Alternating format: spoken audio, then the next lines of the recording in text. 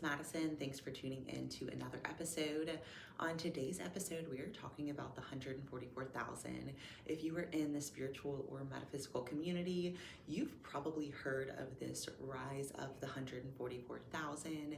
And in this episode, we are going to talk about what is the 144,000, who are they, what are they here to do, and some characteristics that might help you determine if you're a part of the 144,000. So I channeled through a form of automatic writing. So I kind of tapped into the Akashic Records, said, hey, what does the collective need to hear about the 144,000? And then I just wrote down everything that came through. So when you see me looking down, I'm just referring to my notes from my channeled session, but a lot of cool stuff came through. So the first question I asked was, who are the 144,000? And the answer I got is 144,000 light workers that are incarnated specifically between the years of 1950 and 2005. And these 144,000 people all chose to basically come to Earth during this time period to allow for there to be multiple people, points, and accesses all around the globe where people can learn about ascension, Akashic Records, spiritual gifts, metaphysical life hacks, the quantum world, all of those things. I also think another very specific thing the 144,000 are here to do is to acknowledge and shed light to the fact that there are definitely what we would call aliens on this planet. They, unlike what has been portrayed in Hollywood movies, they're not here to harm us. Most of them are actually here to help us because a lot of the highly evolved beings or aliens are actually here that are a little bit more evolved than us. And so a lot of them are here to actually help us. And a core part of the 144,000 is also being able to acknowledge that we're not the only ones on this planet, to be able to know that the aliens, as we call them, are actually more evolved than we are and actually have a lot of knowledge, technology, and consciousness abilities that we do not yet have, and they can help us step into those. So I very much think like right now we're at a period where sort of the like extraterrestrial realm and the spiritual realm are kind of colliding, and we're starting to realize it's all the same. Like the people that believe in being able to tap into the Akashic Records and channel and remote view also are now starting to understand that, oh yeah, extraterrestrials do exist, they are here, and they are here to help. So it's almost this cool combination of people that are able to see and understand both sides. And normally these people also have spiritual gifts, abilities, can channel, are visited by spirit guides or extraterrestrials, are able to communicate with them through telepathy, through channeling, all of that. So let's talk about what the 144,000 are here to do. I had two main things that came through. First, the 144,000, they have to ascend themselves from the 3D to the 5D. And then once they do, they have to help others ascend from the 3D to the 5D. What does this mean? I'm so glad you asked. The next question that came through was, what is 5D and what is ascension?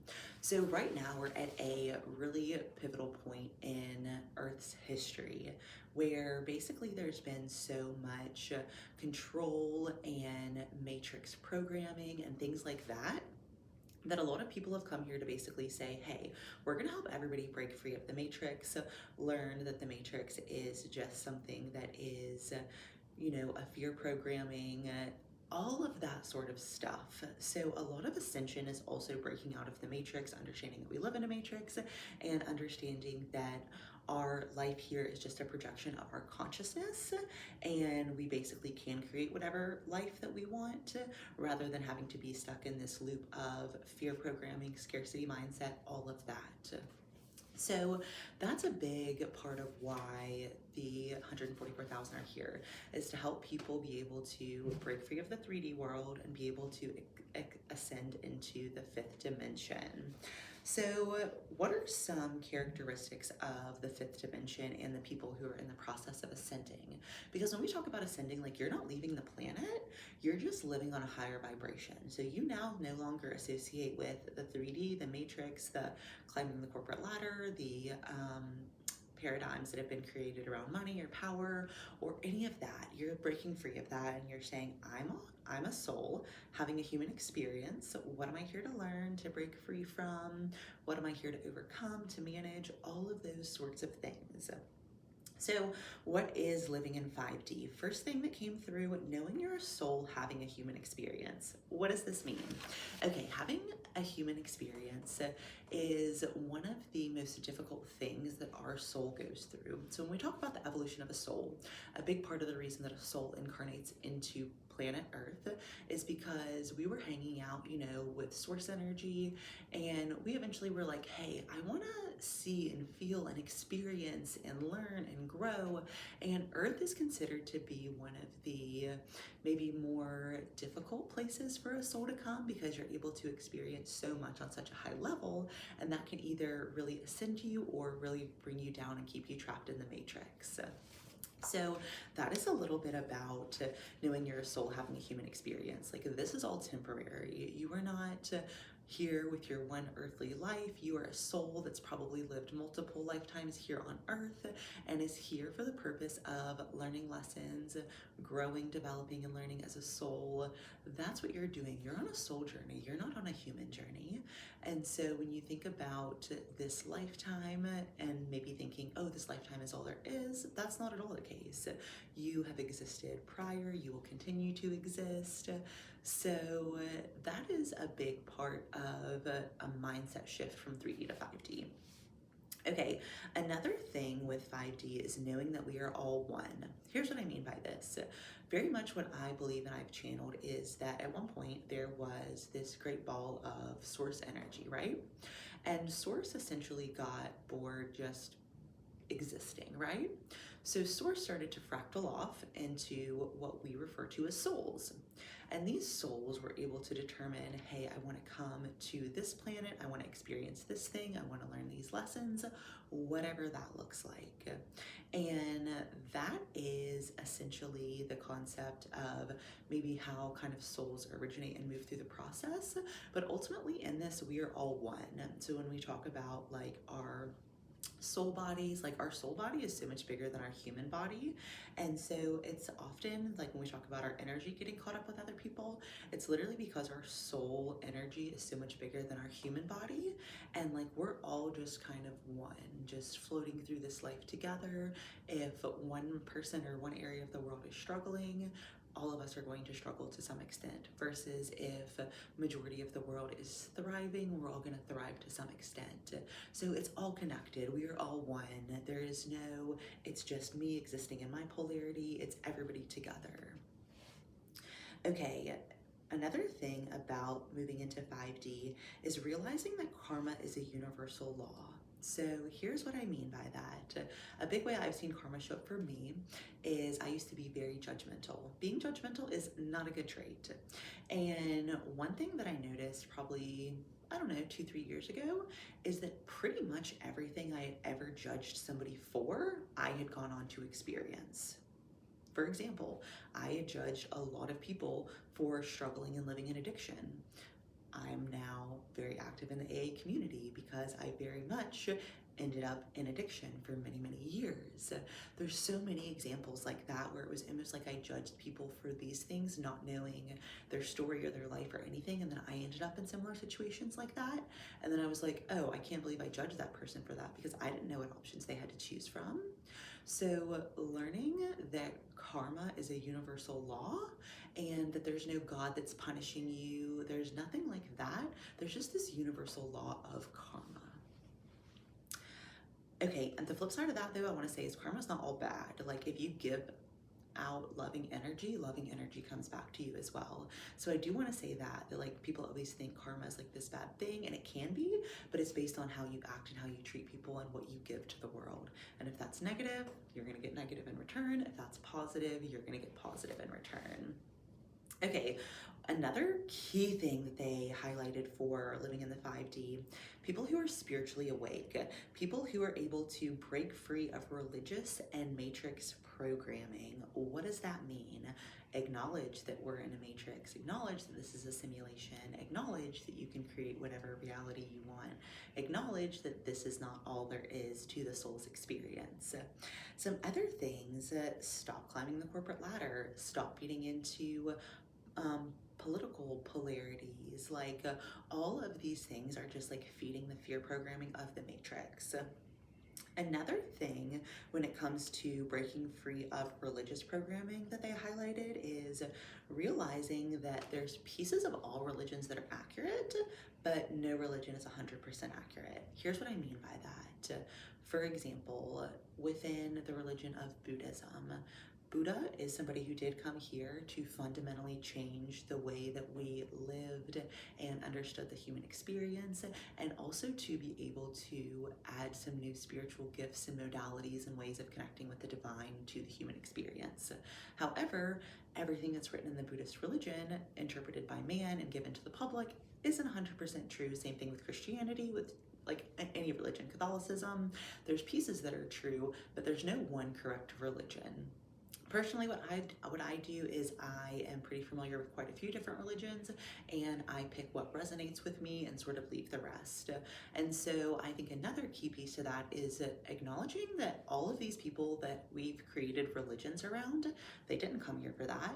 Jesus didn't come here for us to create a religion around him and to worship the day that he got nailed to a cross. Like, he didn't come here for any of that. He came here to teach us how to live fundamentally differently as human beings, to teach us about metaphysics, and to teach us about the healing power of universal life force energy. So being able to differentiate what Ascended Master came here to do versus what we as humans created, also a piece of the 5D world. Okay, the last thing that I channeled is, who are the 144,000? And here's what came through. The 144,000 are all various forms of light workers. These could be healers, these could be teachers, these could be grid workers. So I do want to highlight that just because you're not maybe front and center, maybe you don't have a public outlet or a public forum, that doesn't mean you're not part of the 144,000. Like, some of these people are going to have big platforms, are going to be sharing, are going to be teaching, are going to be, you know, maybe very well known, but also some of these people are behind the scenes. They're working, raising the vibration of the planet on more of a grid level. For example, I have a very good friend who has been in her travel era. She has been living in multiple different countries that really have needed to be activated on a just energetic level. So she has just kind of been going where she feels called by the universe, and is just spending time allowing for this high vibrational energy that she has to be able to go into the earth and the areas that she's in. This can be done through giving Reiki to the earth. This can be done through grounding in Mother Nature. This can be done through so many different ways, but grid workers are essentially people who feel really drawn to go to specific places and help raise the vibration or the frequency of the earth in some capacity. So this is something that I do quite a bit of, and so if you follow my personal page, you know I do a ton of traveling. Pretty much everywhere I travel, I'm doing grid work. So for example, I went to a lake a couple weeks ago, and I really felt called to go there because I really felt like there was a very heavy energy on the land. There was very much too many people going to this one specific place, and the land was like not capable of keeping up with it, right? So the big thing that came through whenever I was there was giving the land Reiki of strength, of emotional stability, but also being able to bring in some of my spirit guides, some highly evolved beings, in order to help clear out any of the negative or stuck energy that just me as one person might not be able to clear. So for me, normally it's a mix of giving the earth some form of Reiki, normally doing some sort of visualization clearing practice, bringing in guides for protection, but there's so many different ways that grid working shows up within light workers.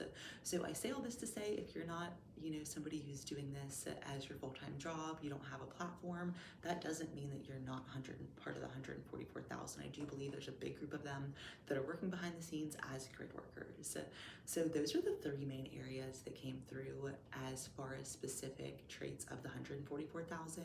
People who are teachers, spiritual teachers in some capacity, not religious leaders, spiritual teachers, healers in terms of sound healing, Reiki energy, yoga. Like, there's so many new earth ways of healing your physical body. So all of that is going to fall under a healer category. And then of course the grid workers.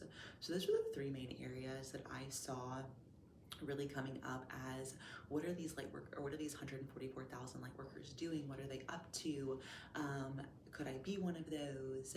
So if you feel like you could be one of the 144,000, I invite you to probably tap into your Akashic record and converse with your guides about it. If you have never been in your Akashic record, I actually have a course that will allow you to tap into your record, meet with your guides, and that was personally what I channeled when I was trying to figure out if I was a part of the 144,000, and that's also where I went when I channeled everything that I just gave you guys. So I hope that this gives you a little bit of clarity around who the 144,000 are, what they do, and I will see you in the next episode. Happy healing!